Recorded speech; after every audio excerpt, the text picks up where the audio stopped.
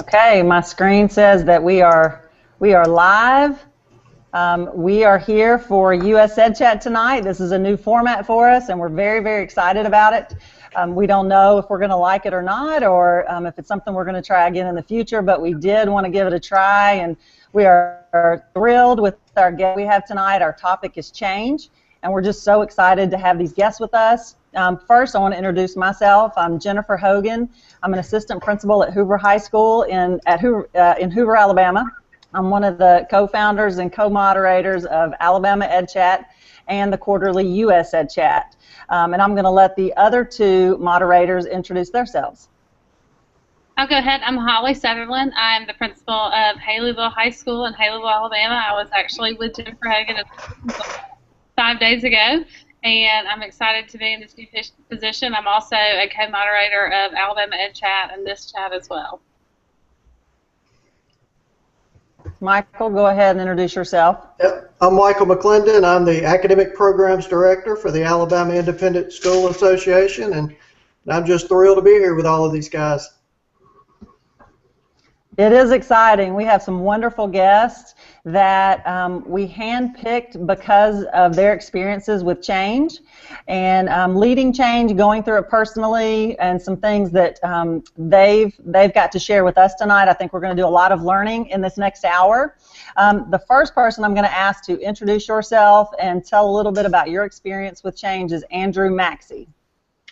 Hi, my name is Andrew Maxey. Thanks, guys, for inviting me to be part of this chat. I still haven't quite figured out why you invited me, but I really do appreciate it. I'm the principal at Rock Quarry Middle School in Tuscaloosa, Alabama. I'm just about to start my 4th year as principal there, and I guess you would say that that's been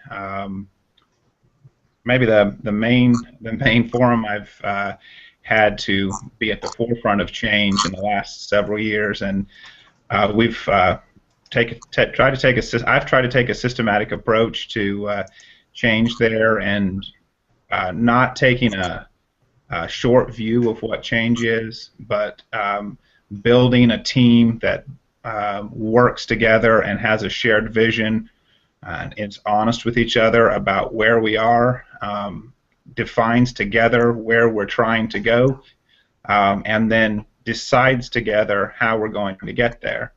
And it's been my experience that folks are fairly reluctant to trust someone when they say, hey, you should say what you think.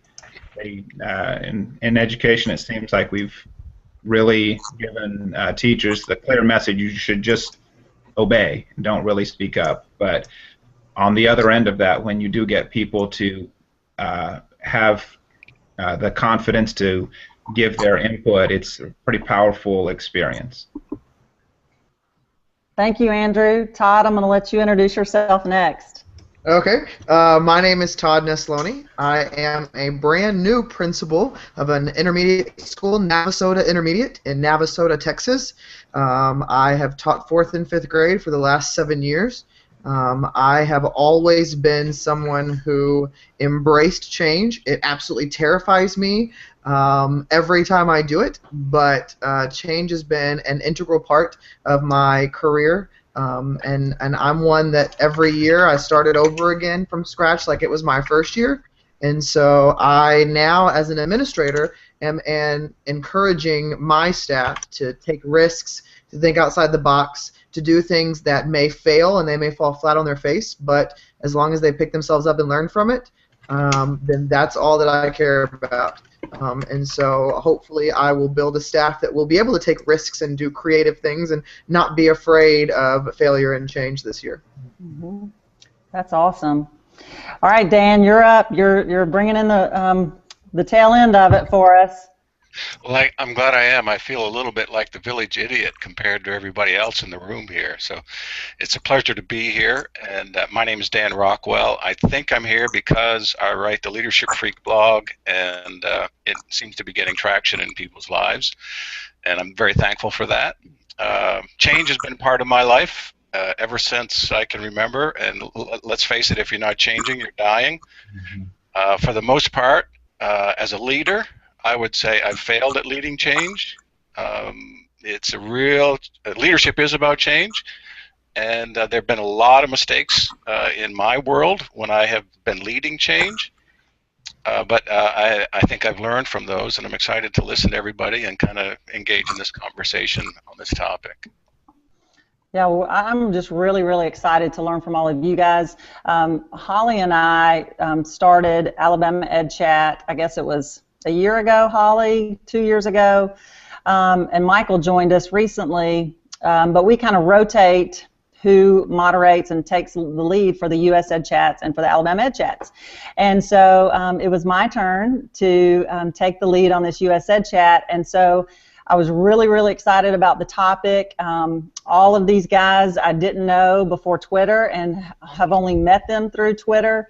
I've met Andrew and Todd in person, and that's been really fun. Dan, I still have yet to meet you. We got to meet when you first joined Twitter a couple of years ago, or a few years ago, but it's been really fun, and I'm just really looking forward to tonight. So I'm going to go ahead and jump in with the questions.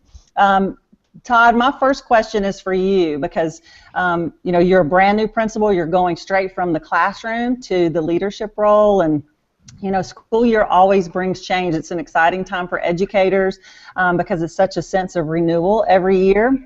And your teachers have already learned from you. You started the summer learning series, and I wanted to find out just what kind of support do you plan to give your teachers this year? It's lots of change, new leadership. Talk to us a little bit about that. Well, you know, a lot of people don't know the story of my campus that I'm taking over. We were a campus that was underperforming for a couple years, and so part of the recommendation was to start the campus over again. And so I had to come in as the new administrator and hire an entire new staff. And so I spent about 4 months doing interviews from the assistant principal all the way down to the instructional aides. And so building that team of teachers, you know, we really focused on the vision, and I laid a lot out of what I would expect my dream school, which is what I pretty much got to build, to look like. And pulling those people together, and one thing that I always talk about is being a continual learner. And if you know anything about me, you know I'm always preaching about how much social media changed not only my professional career but also my personal life. And I really wanted to teach my teachers that as well, because a few of them were connected, because we got a few people who actually applied because they saw my tweets and came to work at my school. But I started the summer learning series thinking, okay, well, you know what, I'm learning all the time myself as an administrator and even as a teacher, and so I want to encourage my staff to learn, so I'm going to start giving them these challenges that are completely optional during the summer, and they can choose to learn from them. And then some people found out about it outside of our staff, and now we're up to 1,800 participants from 7 different countries, but I'm utilizing my social network to help build the challenges every week, because I build the framework, but the people that I'm connected with on social media actually provide the challenges. And part of me doing that was I wanted to help design this school that was like a model of what happens when a PLN comes together to work together. And then I've reached out to a lot of my connections and asked them to help me and asked them to provide stuff and build it, and nobody has said no, and it's just been an incredible experience, because I think about me jumping into a role like this 3 years ago before I was connected, 2 years ago.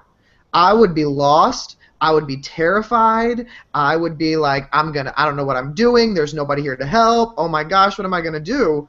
But jumping into this position the way I am now, I'm not scared at all, because I've got administrative friends from all over the world who I can reach out through a Vox or a tweet or an email, and they have already been helping me tremendously with questions I have, with fears that I have, with venting to. And that's one of those things that it's like, this change could be so much scarier if I didn't have that support system around me. And I always say, you know, I work with great people. I work with inspiring people. They're amazing. But no matter how great the people are that are within my 4 walls of the building that I work at, it's still limited. And so the fact that I can connect and have an unlimited amount of resources and people who are just genuinely concerned with making education great, I mean, I knew I had to push that towards my teachers and really encourage them to say, look, I want to teach you how to reach out. I want to teach you how to learn anytime you want, wherever you want, and for free, and it's better than any college education you can ever get. And because it really is, every single thing that I did in my classroom the last 2 years is a direct reflection of exactly what I was doing. Oh, Jennifer, I love it. My dogs were just barking outside, too. But everything I've done the last 2 years is really a direct reflection of my network that I've built. I always tell people, you know, I can't claim credit for anything that I've accomplished the last 2 years because it's just a reflection of the people I choose to surround myself with, and I like to believe that I surround myself with the best in the world, literally the world, because they're from all over the world. And so my thing is to just, that was the whole point of the Summer Learning Series, was you have this whole summer. Some of you maybe not even knowing what to do, and you don't even know that you could learn without attending a conference. Let me teach you how you can learn, and then at the same time, let me introduce you to all these amazing people online who will help you learn. I think it's awesome, and if any of you haven't read his blog post about his journey and the PLN school, I'm actually leading a workshop with our administrators in our school system, and I sent some information out prior to the meeting, and I've sent them a link to your blog post because I want them to read that and really understand the power of social media before we ever get into that meeting face to face. Todd talked a little bit about this too, but Dan, if you would talk to us a little bit about, we all know that there's people are scared to change, and there's a lot of fear in doing new things, and even in the word change. So tell us about, why do you think people are so scared, or maybe just apprehensive about change and the whole change mindset? Well, Holly, first of all, some of us aren't afraid of change, and we make everybody else afraid. Because I'm pretty passionate about change and love change, and I want to make things new, and I don't want to repeat things. And some people look at that and they get very uncomfortable because there is security in knowing what's going to happen. It's sort of like, if I know that if I do X, Y, Z, then this is going to happen for me. And now, if you're going to change it, what's going to happen? So there's a certain stability that comes from living, really, living based on our past performance or our past processes.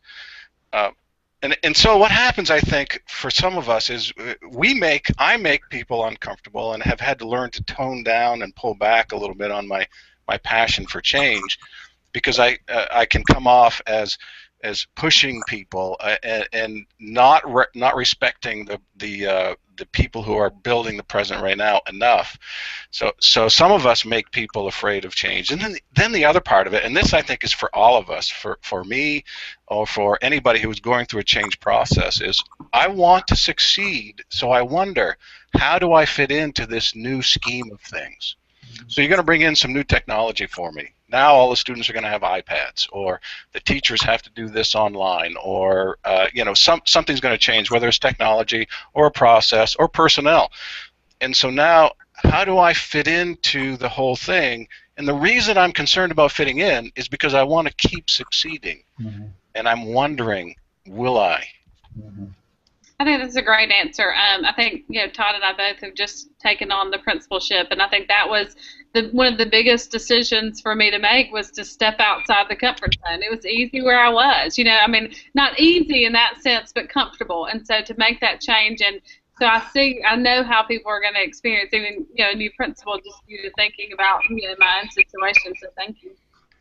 Yeah, I know for sure, like when you say it wasn't necessarily easy, but it's predictable.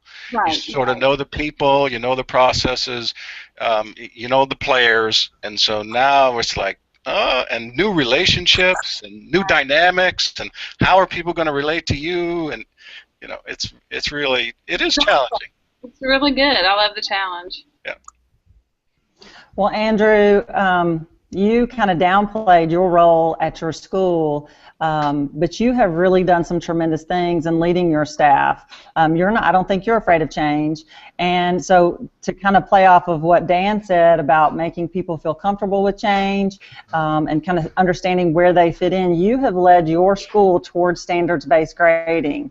And that's a really big shift for some people, and you've done it, I would say, pretty successfully with your entire school. So could you talk to us a little bit about how you were able to bring your staff on board throughout this process, and how do you make people feel more comfortable with it? Just talk to us a little bit about what you've done and how you've led change at your school.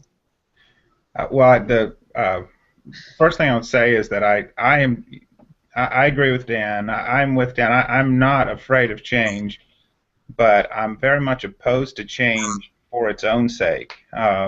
That's almost always counterproductive, and we see too much of that. That we know that we want things to be different, so we're just going to change something without considering what we're aiming for.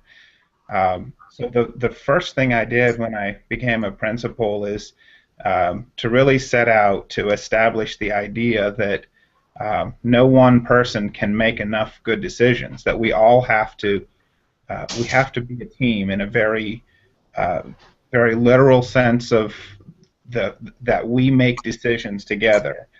So every step along the way. In fact, a little story. About the third month I was principal, we were having a principal advisory committee, and department chairs, team leaders came to part of these meetings. And at the end of the meeting, I asked items. Does anyone have anything to add to the agenda? And several of the teacher leaders said, yes, the people in my department or my team want you to tell us what you want us to do. We want you to be more specific about what we're supposed to do. And I said, no, I'm not going to do that. We're discussing the big ideas. We're going to agree on who we are as a school, what we're doing here, what our mission is, and then everyone will have voice in how we accomplish this. If anyone decides they can't or won't go along with the decisions we've made as a group, then I'll be happy to assist. I'll either assist or assist, if you catch my meaning, but that's after when someone asks for help. So what we began to talk about early on was this idea. It's still my theory that in a school setting, the one issue that is most likely to change an entire school is if the entire faculty understands well and implements well appropriate and powerful grading practices. I believe that has proven to be true for us. Now, I've modified my theory and believe that there may be 2 or 3 other companion points that are so closely tied together that if you make one your main focus, the others you can't get it done without the others. But for us, we began to look at our grading practices and growing and learning together. And I told the faculty that from the first day that I thought it would be a 3 to 5 year process for us to get to the point where we are putting these great practices into place in the school.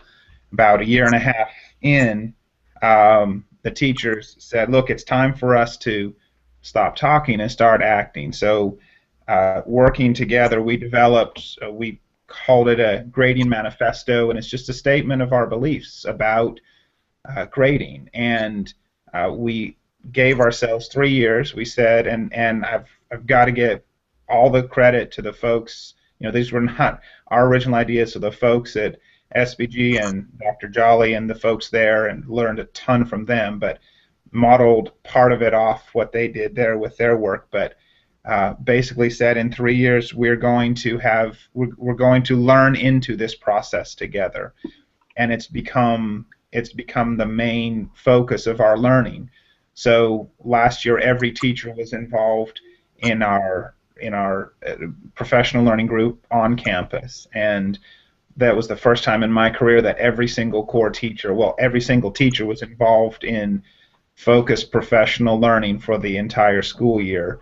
That didn't involve experts from the outside. That was us learning from each other, and it has become part of who we are as a school. So grading was our focus as we're moving through this process, but the absolutely essential part of this was that we were making decisions together as a team. That this was, and I tell them we need to have this kind of structure in place so that if, or maybe I should say when something happens to me, as I was sharing with y'all yesterday, we're working at the root level, because too often in schools we're working at the leaf and branch level. We change things, we cut things off, we add things, we mess around at the leaf and branch level because you can see that kind of change, and it's easy to make that kind of change. But the thing is, leaf and branch changes don't stay changed. The leaves grow right back, and the branches fall off, and all kinds of things like that happen. If you go to root level change, and what I mean by that metaphor is if you work on the beliefs, if you have shared beliefs, and if what I believe about what I'm doing and why I'm doing it changes, and my convictions change, that stays. That doesn't change with the next program or even the next leader. We have teachers who are now expressing opinions like they consider a matter of an ethical decision to continue down this learning path. They feel they cannot go back to the way they used to teach and grade students, and it's not about me, and it's not even about the school. It's about where their learning now is, and they believe it would be unethical for them to go back to the way they used to do it. So that kind of process where we're talking about what do we believe, then decision making comes out of what we believe, and that's kind of how we've gotten where we are as a school. Well, you've talked a lot about creating change at the root level. You said the word belief a lot.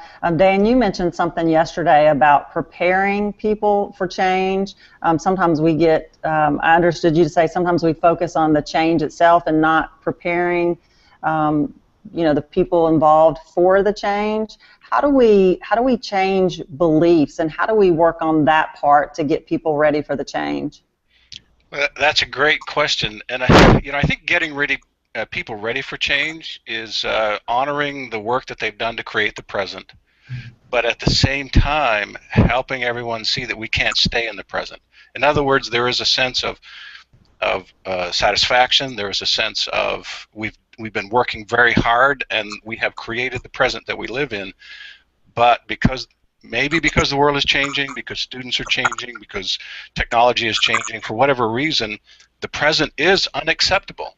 And there's this interesting path, I think, for change agents to travel, and that is to not demonize or insult the people who have built the present, but honor them, and at the same time say, guess what?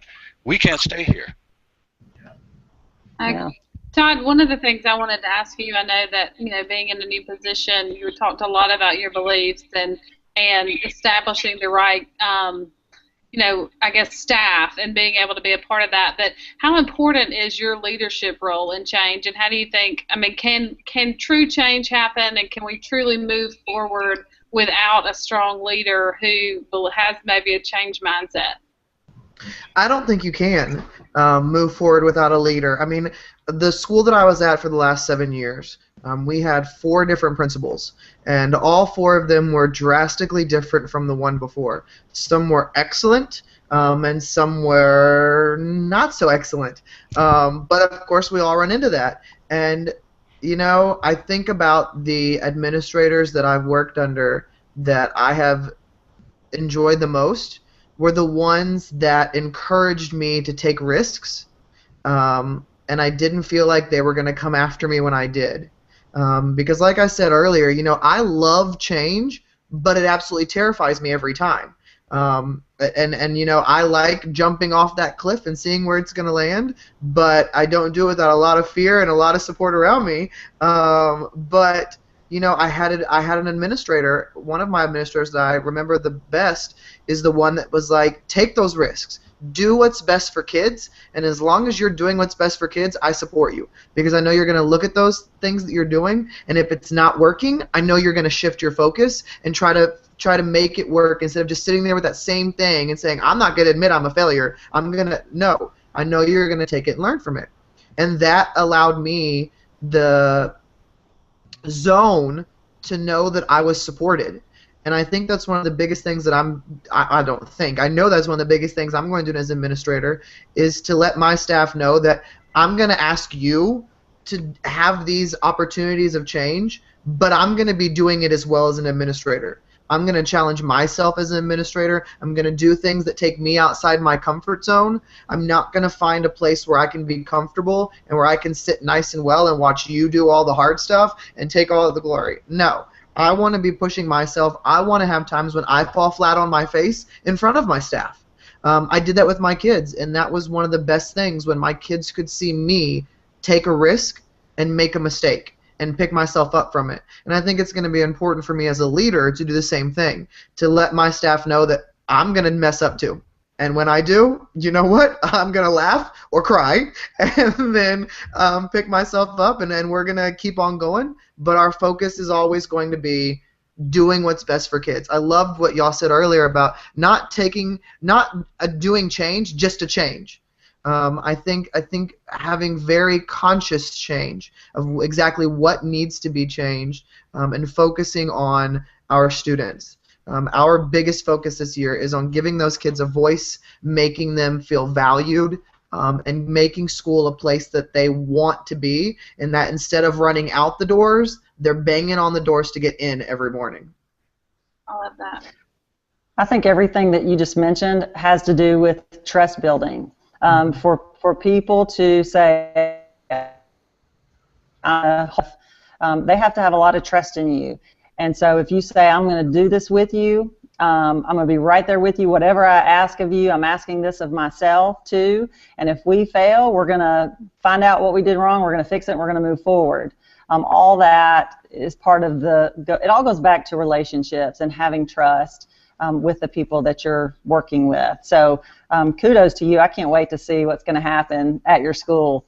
I wanted to ask Todd, because you're Tech Ninja Todd, I wanted to ask you, do you feel like, and you touched on this a little bit with social media, and I tend to agree with you. I think I'm a totally different type leader now with the connections that I've made through social media and the support.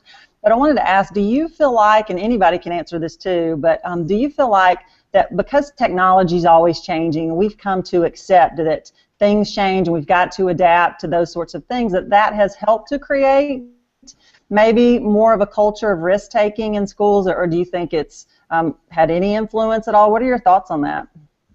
I think it's had both kinds of effects.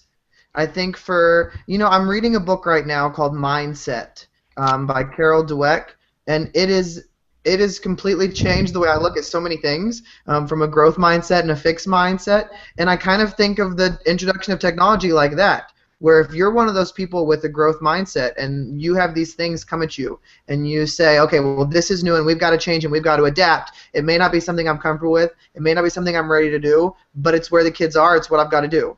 Whereas if you're one of those people with that fixed mindset of, I've always done it this way, it's always worked, why should I have to change? The system should change to fit me. Mm-hmm. And it just goes back to that concept of none of us are at a place where we can't change. It may be more difficult for others, but there's always the ability for everybody to change and grow, and sometimes we have to work harder with certain people to really convince them of the benefit or help them walk out on that ledge to see that it's okay, and really hold their hand the whole way. But I think technology definitely facilitated that the speed at which education is changing, because everything in our world is now changing quickly, and we may be a little bit behind with some of the things we do in education, but I think there's a big grassroots movement of people saying, I don't want to be further behind. Let's fix this. Let's figure it out. It's not something we should be waiting on a government to do or waiting on whatever entity to do. We have the ability, especially with social media, to take things into our own hands and to really fix this system ourselves and really jump in and do whatever we need to do to keep up with what's going on in the real world. Todd, I wanted to just jump in on what you said, Todd, about mindset. It's an awesome book. It really does have a huge impact, and I wanted to suggest another book for everybody in relation to change called Focus. Heidi Grant Halverson and a co-author wrote a book called Focus, and in relation to change, I think there is a circumstantial impact. In other words, we're in a certain circumstance or a situation, but we bring ourselves. And in Focus, she talks about two orientations. One is a preventer and a protector, and one is a promoter. And Todd, you're a promoter.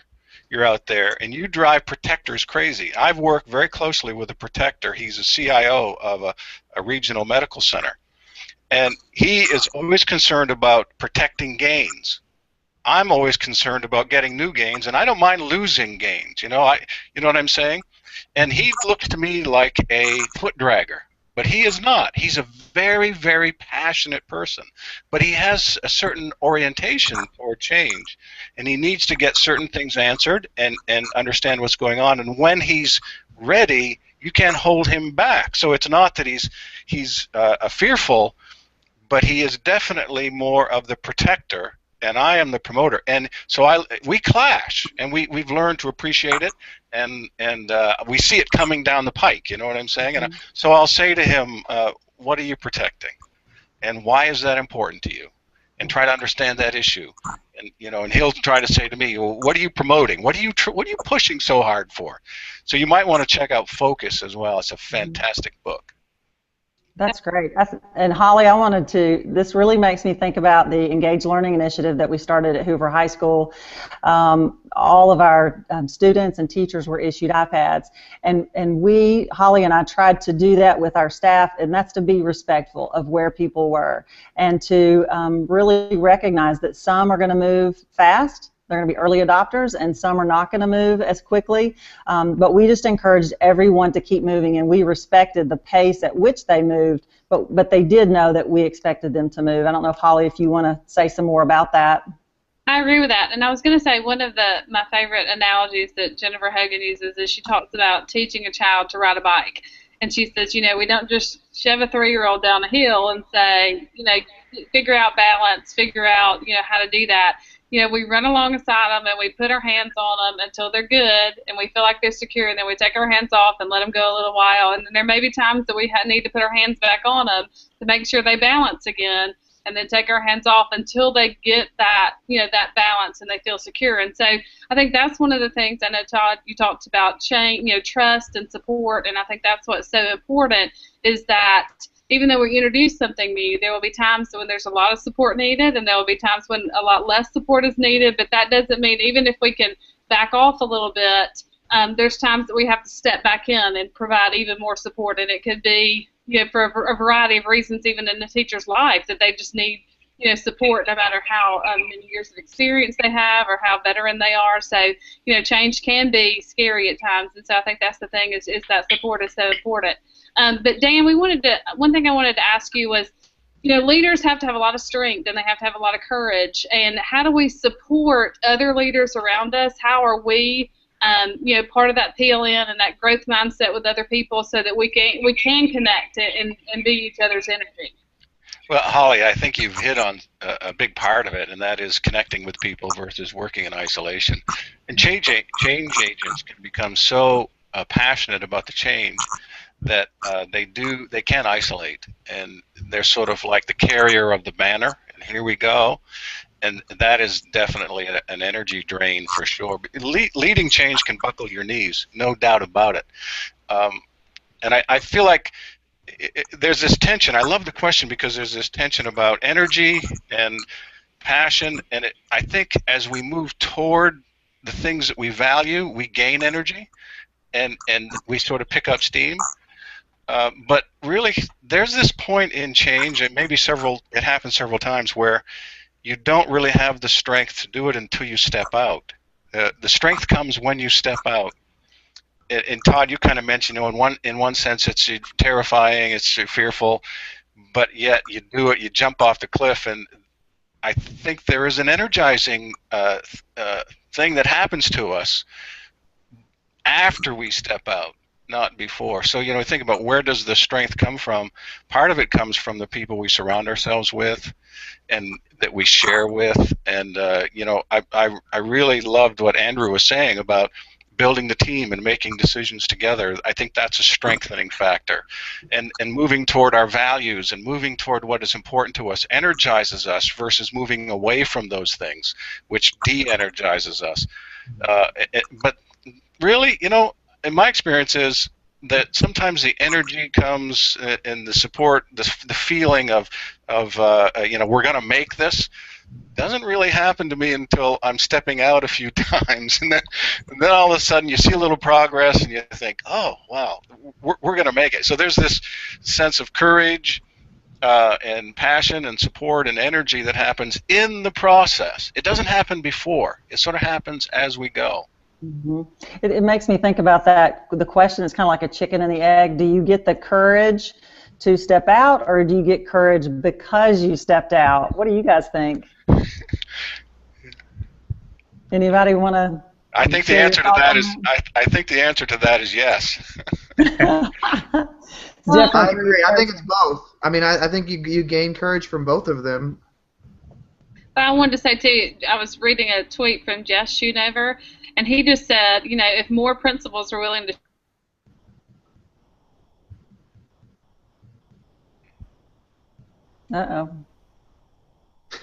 Holly, if more principals change, but also for others. Holly, you cut out a little bit. You said, what did the tweet say? If more principals would do what? And if more principals were willing to take a risk and to show that they fail as well, that would transpire also into the classroom. And so I think that's, sometimes we have to be open and honest about the fact that we do fail as administrators when we're going through or trying something new. And so teachers feel like they can also, follow that example and take risk. And if they fail, it's not the end of the world, and nobody's, going to write them up or, be upset about it. Right. Absolutely. Absolutely. Andrew, I wanted to talk to you about timelines. You mentioned that this was a 3 to 5 year process that your school got into. You created your grading manifesto. I wanted to hear from all of you, but mainly you, Andrew. How important is it that we set timelines in the beginning? Is that important, or should we just kind of leave it open and see what happens? What are your thoughts about that? I think it's important to have to clearly define the process. I would say that you should set a timeline as long as you agree together that this is for the purpose of keeping us on track. That, for example, our timeline got accelerated when at the beginning I thought it would take 3 to 5 years to get into the process, and then it took us a year and a half. And then if it takes us too long or longer than we thought it would to do something, that's, to me, not the important question. The important question is, are we still doing what we said we would do, and is that still our most important objective? I'm a National Board Certified teacher, and there are 5 core propositions, but really the most core of the core propositions is to be reflective as an educator. And that's something that I'm hearing a lot of, and a lot of folks buy into that idea, but institutionally we need to have similar practices. That as schools we need to systematically ask, why are we doing this thing, and is it helping us move our shared purpose forward or not?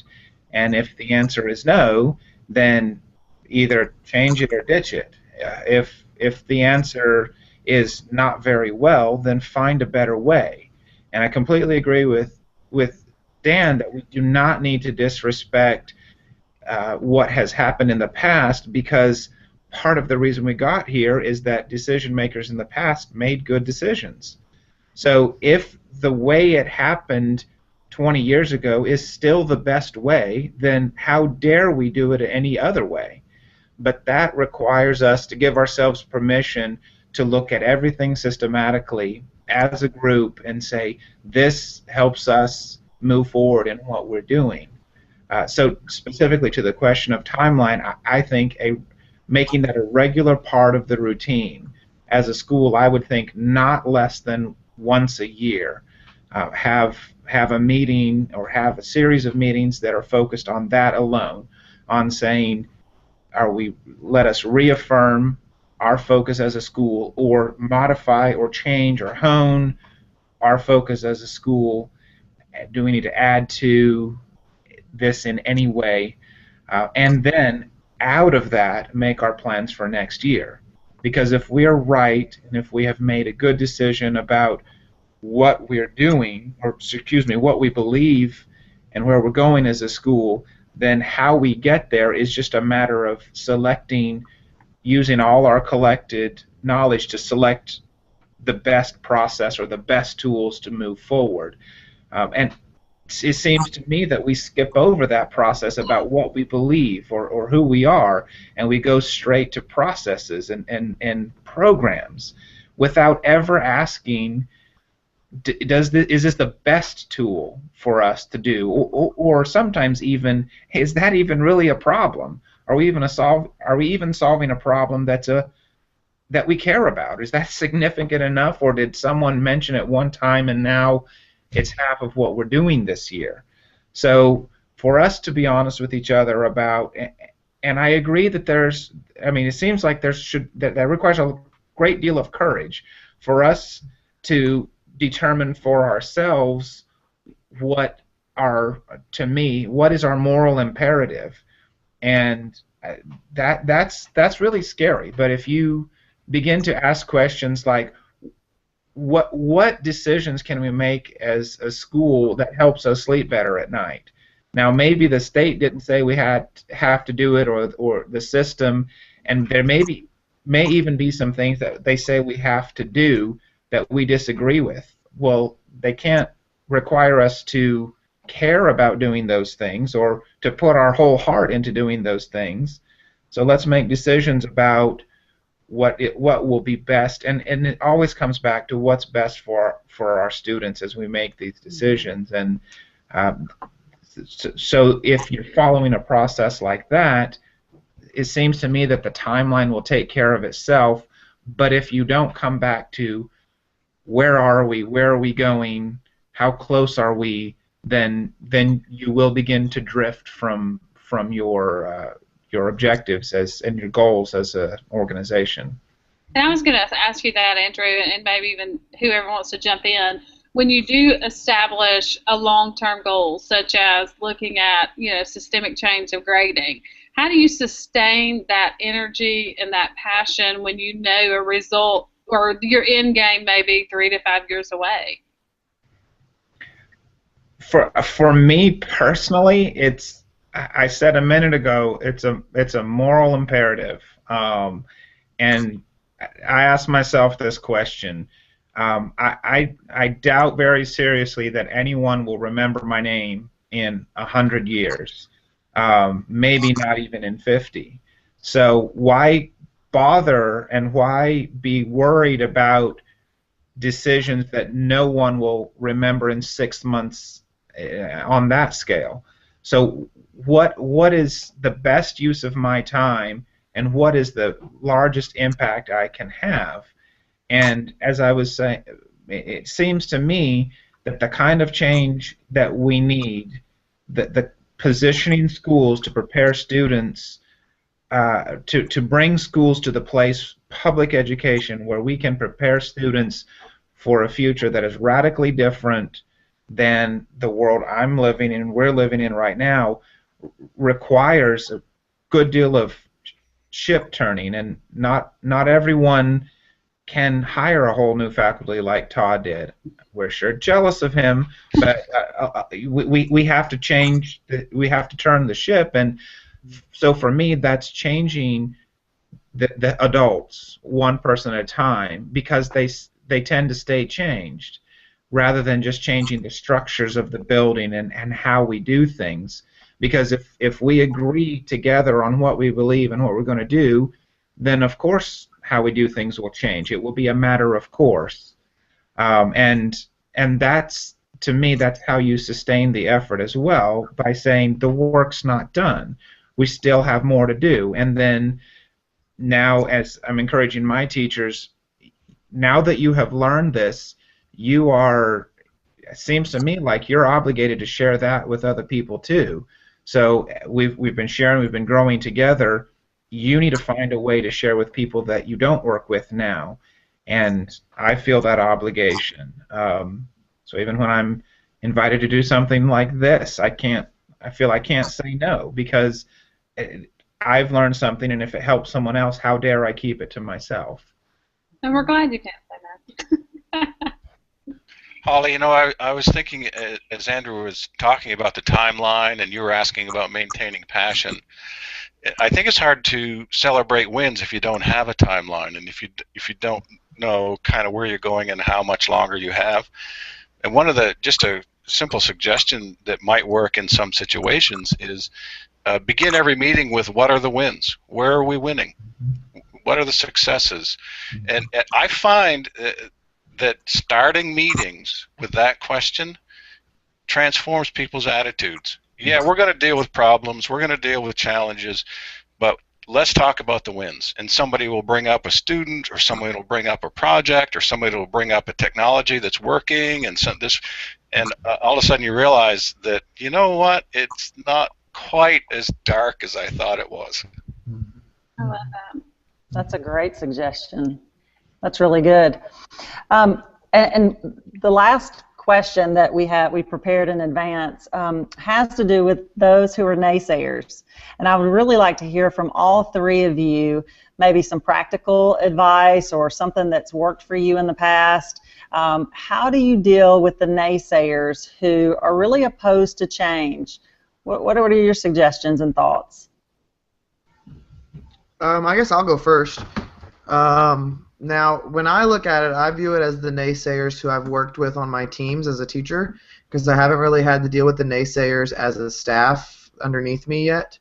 But with the naysayers that are on the same playing field as I am, I just I think the best way to deal with it is continually showing them the positives that lie within what happened when I took a risk, and not focusing on how it affected me, but continually showing how it affected my students. And so continually saying, hey, look at this awesome thing we got to do that my kids got to experience. They wouldn't have got to experience otherwise had I not taken this risk and done this. And sometimes they'll come along. I think even the most negative, most naysayer people, I really believe that they still got into education with a love for kids and a passion for learning at one point. And if we can help them sometimes refine that love, because it gets lost within all the things that we have to do and the ways that we're beat down by parents or students or the system or administrators, I think if we just continually, I'm a really firm believer in, you get what you put out. And so if you want change, if you want positive people, you got to be in there being positive regardless of what they're going to say. Because there's always going to be people who disagree, who tell you that your ideas are dumb, who tell you that you're wasting your time, that there are ways that, and I look at it as, you know what, I respect you, respect your ideas, the way, how you do things, but let me just show you how it worked for me and how it changed my kids for the better. And I always put the focus back on them because they're the only reason I do what I do. That's great. What about you, Dan or Andrew? What ideas or thoughts or suggestions do you have? Who's going first, Andrew? Go for it. Go for it. I think we've all experienced a situation where you bring up a new idea, you think it's the greatest thing since sliced bread, and the first thing that people start talking about is no and why it can't be done. It's almost universally true that when you bring up a new idea for the first time, everybody is going to say, think why it can't work. And I mean, it just goes around the whole meeting. And I used to try to fight that, and I think that's a mistake because it creates resistance. I think the best thing to do is to let that play out a little bit and listen to what the issues are, what the concerns are, and say, once that kind of dies down a little bit, to ask, or to say, I hear what can't be done, I hear you. What can we do? Rather than like, I don't want to get into an adversarial relationship with the people I want on my team. And they want to win too. You know, if they don't want to win, then they shouldn't be on the team. So they want to win, and I want to win. So how do we make sure not to get into an adversarial relationship? So I like to go with people and listen to the concerns and say, I hear you. I wouldn't necessarily say I agree with you. I wouldn't say that out loud, but I could say I hear you, and okay, what can we do? Which reminds me, by the way, of who wrote To Sell is Human? Daniel Pink. Daniel Pink's book, To Sell is Human, is a really great book.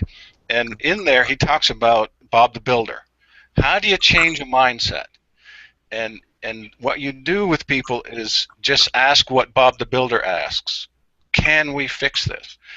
And what you're going to look for is a yes. If you can find a yes, then our minds immediately seek solutions.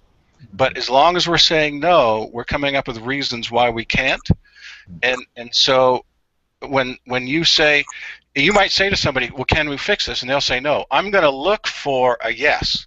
Because the minute I hear the yes, their mind and all of our minds shift from why we can't do it to, well, how I'm going to become a solution finder. I need to find that yes. And I find that Pink's observation that comes, you know, he illustrates with Bob the Builder is very, very useful. So I don't want to be adversarial. I want to go with instead of against. And then I want to try to trip the mind, not trip the mind from what can't be done to what can be done. Mm-hmm. I think those are great points.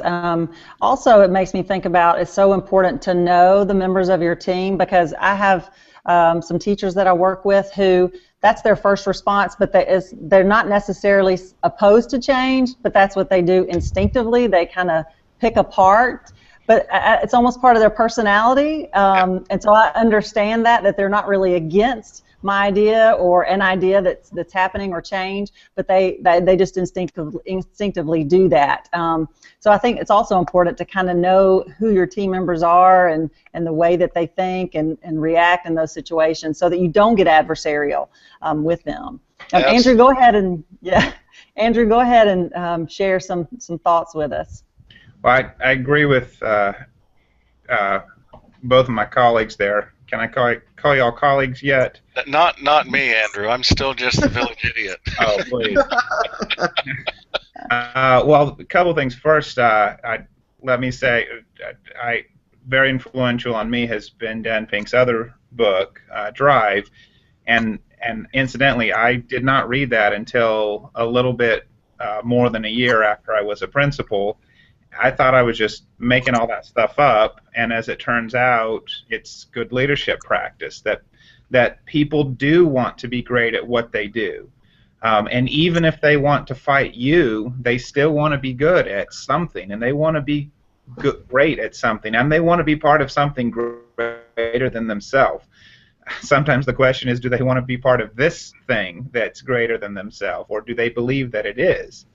One thing I tell our teachers is their job is to make me say no. Another way of saying that is they have to come up with an idea so crazy or so expensive or so far outside of policy that I have to say no. That if they are thinking of a good way of serving students, that I say yes until they force me to say no. And that really is very helpful with teachers to begin to come up with creative ways, and they still have it in their head. Don't ask for expensive things. Don't make suggestions that are too far crazy. But as we become more comfortable with that process, more and more people begin to, little by little, put their ideas out there and are willing to risk ideas. And I find that we now have teachers who are asking to do things that I could not reasonably require them to do. It's at the point where, because I say yes, they're asking for permission to do things that I just wouldn't get away with. The union would be on all over me in a heartbeat. And now, to get back to my original thought, and y'all carried me away from the original thought, but there are still going to be people who you still have to address and say, look people in the eye in private and say, you're hurting kids, and you cannot do that. And how can what can I do to make you better at what you do? Because I just do not believe that you want to do that.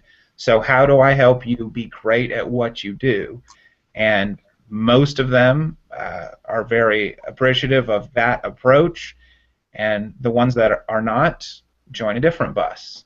But as a leader, you have to be courageous, and there's buy-in and permissiveness are not the same thing.